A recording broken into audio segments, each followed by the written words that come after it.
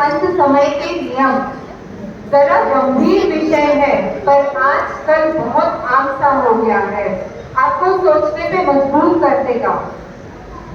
पंडित जी सुबह के स्वाध्याय और नाश्ते के बाद अपने एक बीमार चाचा के घर उनको जीवनी सुनाने आते हैं। वहां का दृश्य देखकर पंडित जी के आंखों में अपने चाचा के लिए दुख और दर्द का भाव आ जाता है। चलिए देखते हैं ऐसा क्या हुआ उनके घर पर। परिवार में चाचा, उनके बड़े बेटे, बहू और उनका नाती रहता है। छोटा बेटा उनका यूएस में रहता है। चाचा आजकल बहुत बीमार रहते हैं, उनका चलना फिरना घूमना सब बंद है। 24 घंटे वो बिस्तर पे ही रहते हैं। दिन भर की उनकी दिनचर्या एक बिस्तर में ही सीमित होकर रह गई है। उनका बड़ा बेटा डायपर चेंज कर रहा था, तभी पंडित जी घर में प्रवेश करते हैं। जय श्री कृष्ण चाचा जी, कैसे हो आप? कैसी है तबियत आपकी? अरे वीरेंद्र पंडित जी, आइए आइए, कैसे है आप? आइए आइए। अभी मैंने पापा को ब्रश किया है। हो गया है, रोज तो उनका डायपर नर्स चेंज करती है, पर आज नर्स आई ही नहीं है।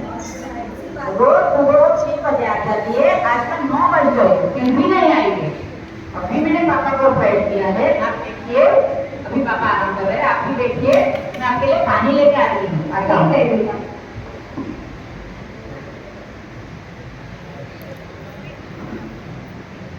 वाह चाचा जी, आपके तो बड़े मजे हैं।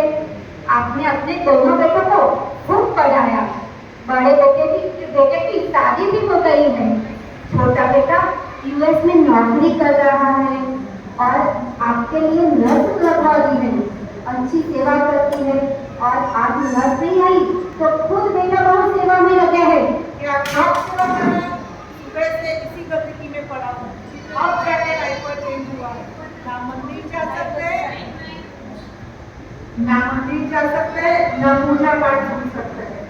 इसी गंदगी में पड़ा हुआ हूँ। किसी तरह गले से नाश्ता नीचे उतर दिया और दवाई ले ली। अगर दवाई नहीं लेता तो अलग से महाभारत शुरू हो जाती। कोई नियम नहीं पर। लेकिन चाचा जी, क्या लेकिन? डायपर पहना देने से और नर्स लगा देने से क्या काम हो जाता है? डायपर पहनने से कीड़ा होती है, पता है? देखो बुढ़ापे पर डायपर में 4-5 बार गंदगी जमा नहीं होती, तब तक चेंज नहीं करते। और अगर नर्स जब डायपर चेंज करती है तो अच्छा भी नहीं लगता, बहुत कीड़ा होती है। ऐसी बात है, अब समझ में आया।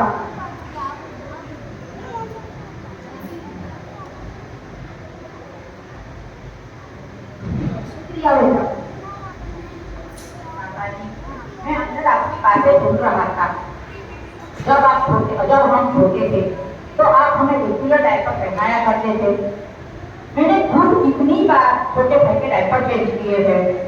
वो बेचारा रोता रहता था, उसको इन्फेक्शन हो जाता था, उल्टी हो जाती थी, फिर भी आप नहीं मानते थे और डांट कर पहना दिया करते थे। दादी कहती रहती थी कि जब यात्रा में जाओ तब भी डायपर पहनाओ, पर हम लोग कभी भी दादी की बात नहीं मानते थे, उनसे बात क्या करते थे। आप कहते थे कि ये मल्टी पॉकिंग है, एंटीबैक्टीरियल है और खुशबू वाला है, ऐसा बोल बोल कर पहना दिया करते थे। और आपके वाला जो डायपर है वो तो एडवांस टेक्नोलॉजी वाला है, यहाँ पे मिलता भी नहीं है, वो तो छोटा यूएस से बेचता है, फिर आपको क्या दिक्कत है? मेरी बात भी सही है बेटा, लेकिन मंदिर में और प्रवचन सुनते वक्त अशुद्धता तो रहती है ना।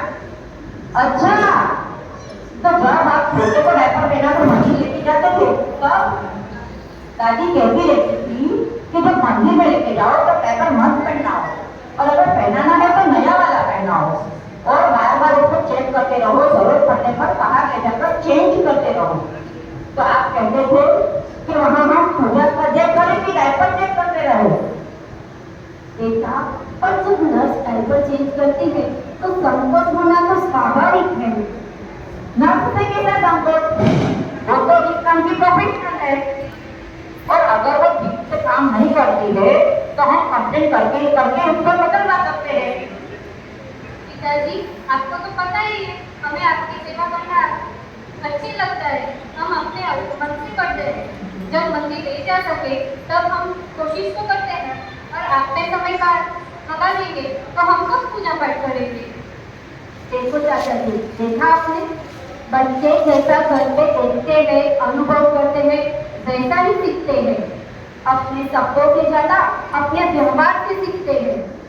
कम से कम हमें इस बात की सावधानी तो रखनी चाहिए कि मंदिर जाते समय अशुद्ध ना रहे। अभी देखो, आप पीछे के समय में वापस तो नहीं जा सकते कि आपकी गलती सुधर जाए, वो तो हो नहीं सकता। तो अब आप देखो कि एक और को धैर्य रखो और शांति से आप इस बारे में चर्चा करो, किसी को समझाओ। बेटा, एक बात का आपकी चर्चा से मुझे समझ में आई कि हमें मंदिर में स्वच्छता रखने के लिए बहुत मेहनत करनी पड़ेगी। अपने बच्चों को भी हमें स्वच्छता के लिए समझाना होगा, उनको भी इस बारे में ध्यान देना होगा। बेटा, पापा जी ने नियम दिए हैं। नियम लेना बुरी बात नहीं है, अच्छी बात है, लेने ही चाहिए।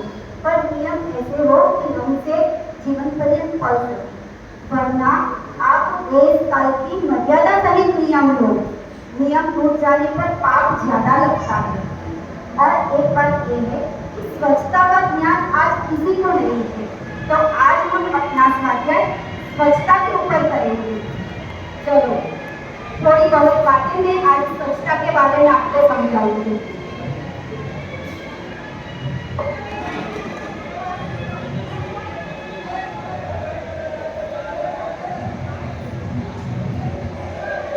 बेटा, आप मंदिर तो जाते हो, आपको थोड़ा बहुत पता भी है। अब सुनो, मंदिर में आपको शुद्ध वस्त्र पहन के आना चाहिए। मंदिर में नाक, आँख, कान से मैल नहीं निकालना चाहिए। मंदिर में हाथ पैर धो के आना चाहिए। पंखा और रुमाल से जो हवा चलाते हैं ना, गर्मी लगती है, वो नहीं करना चाहिए। और एक बात आजकल तो खास होती है, चेयर में बैठते हैं, पैर पे पैर चढ़ा करके बैठ जाते हैं।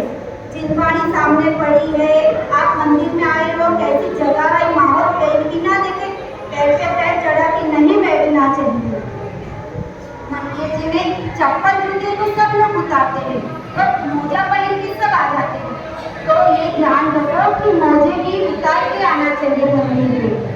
बेटा, आप स्वाध्याय में जाते हो, कुछ ऐसी बातें आपने सुनी होगी, नोटिस भी की होगी।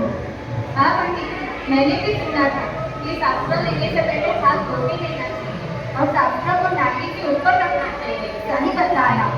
हाँ पंडित जी, मुझे भी पता है कि जब हम मंदिर में जाते हैं, अगर माना है और शास्त्र ले, तो उसको उसकी सही जगह पे हमको वापस रखना चाहिए। हाँ, ये सब जिनवाणी की मंदिर में और विनय करने वाली बात है, तो ये सब आपको ध्यान रखना है। बेटा, आज का स्वाध्याय का टाइम तो हो गया, अब मैं निकलता हूँ। पर आपको सबको ज्यादा जानना है तो मैं आपको व्हाट्सएप कर दूंगी, इसमें पढ़ लेना, जरूर से पढ़ना। पंडित जी, मुझे आपकी बात समझ में आ गई। अब मैं मेरे मुन्ने को भी मंदिर ले जाते समय स्वच्छता का ध्यान रखूंगी और वो जो देखेगा वही से जाना। मैं एक आदर्श एग्जाम्पल सेट करूंगी। बेटा, आप लोग स्वाध्यायी हो, आप इतना जानते हो तो पापा को थोड़ा सुनाया करो, वो आपकी जिम्मेवारी है। और इससे पापा के परिणाम भी शांत रहेंगे।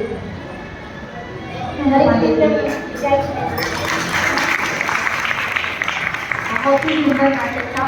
जैसे कि स्टार्टिंग में कहा था, ये विषय जरा गंभीर है, थोड़ा सोचने पे मजबूर करेगा।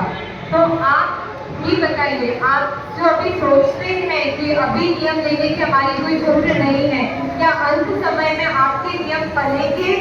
अगर उत्तर आपको नहीं मिलता है तो आपको अपने व्यवहार में परिवर्तन की आवश्यकता है।